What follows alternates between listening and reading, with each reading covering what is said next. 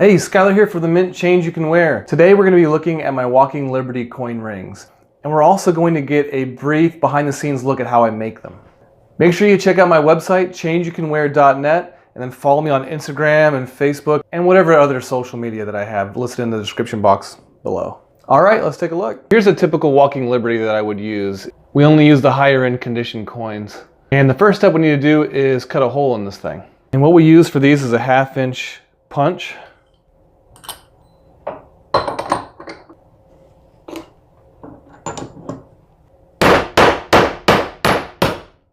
All right, so that's the first step. Next thing we gotta do is deburr this sharp edge that we've created here by cutting this hole. So the Walking Liberties were produced from 1916 up through 1947, but the ones I tend to use the most are from about 39 and up.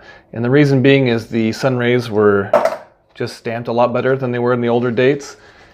And they're a lot easier to come by in the higher grades, and that's what we really look to use is the higher grade coins. So that sharp edge has now been removed. Now the next step is annealing it and then getting into the forging process.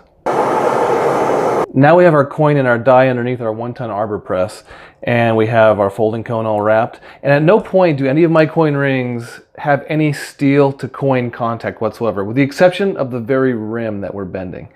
And that's to make sure we have perfect detail inside and out. That's what we're looking for. The Walking Liberty was a really popular design coin that came out, and at first it was a little overshadowed by the dime. The dime came out first, the mercury dime.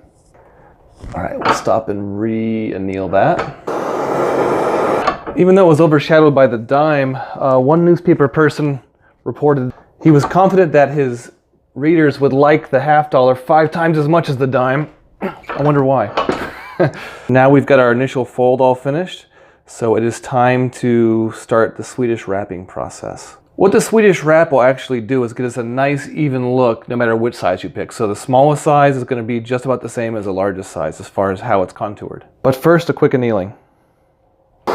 This is the master Swedish wrap set by Jason's Works. And what I'm going to be using is a middle die for the $1/2. And this plunger is all I'm going to be needing. We just need to wrap this coin with about 25 to 30 wraps with some Teflon tape.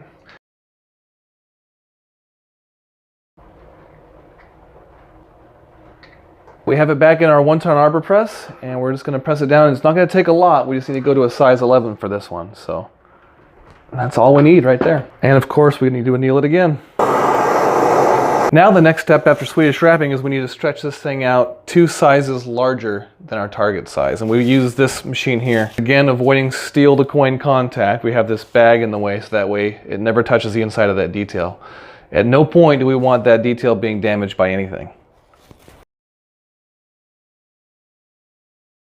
Now we're going to be reducing this flared end to make it the target size we're looking for, and then make the coin ring look perfectly curved on both sides. Start to reduce.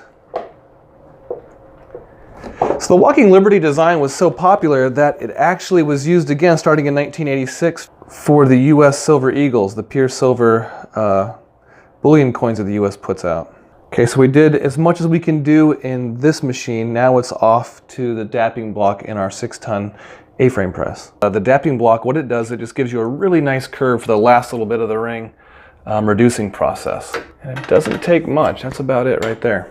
You can see it's curved down on one side more than the other, so now we need to make this side match, and we'll use a dapping block for that as well. Now we have the desired shape of this ring, just a slight curve to it. But we need to get rid of this sharp edge on the inside. It's really important that we get rid of that sharp edge in order to make this coin ring fit comfortably. In order to finish this ring up, we need to clean off all this soot that we have on it from the annealing process.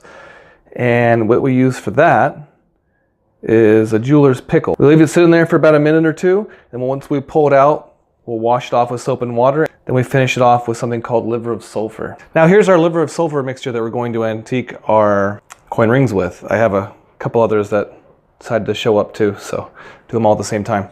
These have all been cleaned and they are oil-free and ready to be dipped now.